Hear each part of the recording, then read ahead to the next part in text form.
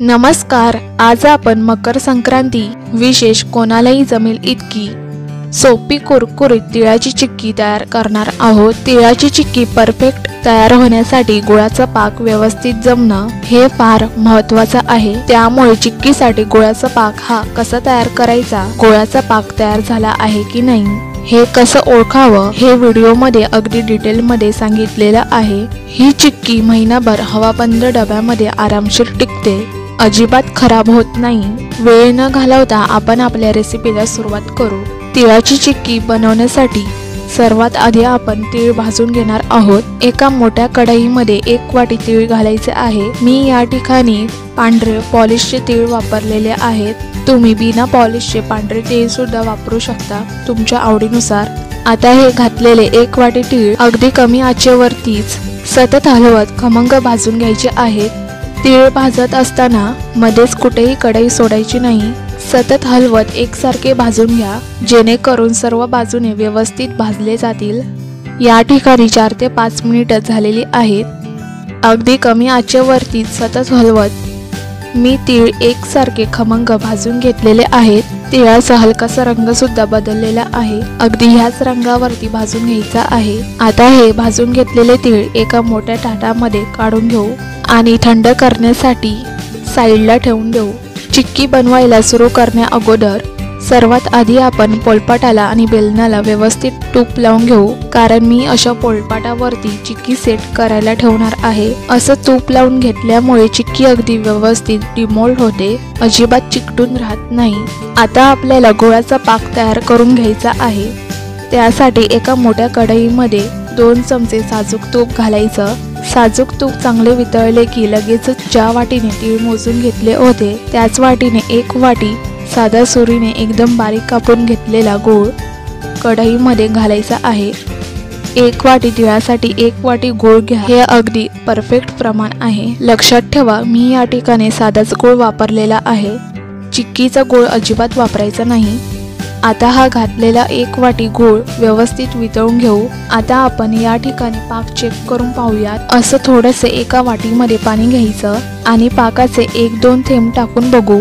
तुम्ही या ठिकाणी पाहू शकता गोळ्याच्या पाकाची गोळी तयार झालेली आहे, पण अगदी मऊसूद गोळी तयार झालेली आहे. आपल्याला अगदी कडक पाक हवा आहे. आता आणखी पुढे मंद आचेवरती 2 मिनिटे पुन्हा पाक सतत हलवत शिजवून घेऊ.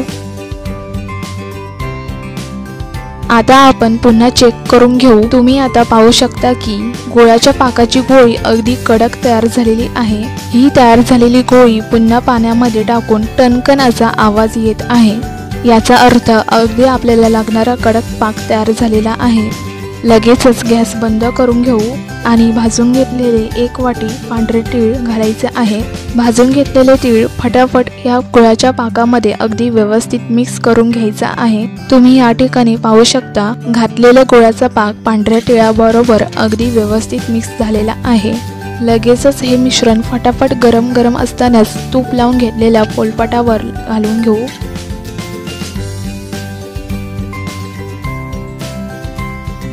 आता बेलण्याने हे मिश्रण एकसारखं असं पसरवून घेऊ. बेलण्याला सुद्धा तूप लावल्यामुळे हे मिश्रण बेलण्याला अजिबात चिकटत नाही. तुम्ही इथे पाहू शकता मस्त अशी चिक्की एकसारखी तयार झालेली आहे. हे मिश्रण गरम गरम असताना लगेचच पिझ्झा कटरच्या मदतीने ही चिक्की कट करून घेऊ. तुमच्याकडे जर पिझ्झा कटर नसेल तर सुरीच्या मदतीने कट करू शकता, कारण चिक्की पूर्णपणे थंड झाल्यानंतर अजिबात व्यवस्थित कट होत नाही. त्यामुळे गरम गरम असतानाच कट करून घ्या. मी या ठिकाणी मध्यम आकाराची चौकोन शेपमध्ये चिक्की कट करून घेते आहे.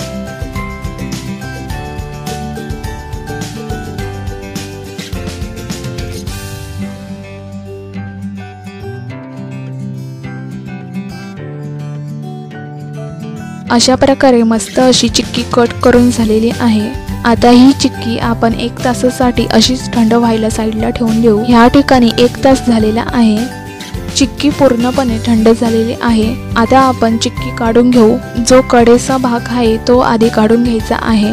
तुम्ही इथे पाहू शकता की चिक्की इथे सहजरित्या निघत आहे. हे पहा, रंग देखील अगदी सुरेख आलेला आहे. चवीला तर खूप चविष्ट झालेली आहे. चिक्की कुठेही चिकट किंवा चिवट झालेली नाही. मस्त अशी कुरकुरीत चिक्की तयार झालेली आहे. तुम्ही ही चिक्की 20 ते 25 दिवस हवाबंद डब्यामध्ये आरामशीर ठेवू शकता, अजिबात खराब होत नाही। रेसिपी आवडली असेल तर या मकर संक्रांतीला अशी चिक्की नक्की तयार करून पहा। आजची रेसिपी तुम्हाला आवडली तर कमेंट करून नक्कीच कळवा। तसेच व्हिडिओला लाईक करा, शेअर करा आणि आमच्या चॅनलवरती जर तुम्ही नवीन असाल तर आमच्या चॅनलला सबस्क्राईब करा।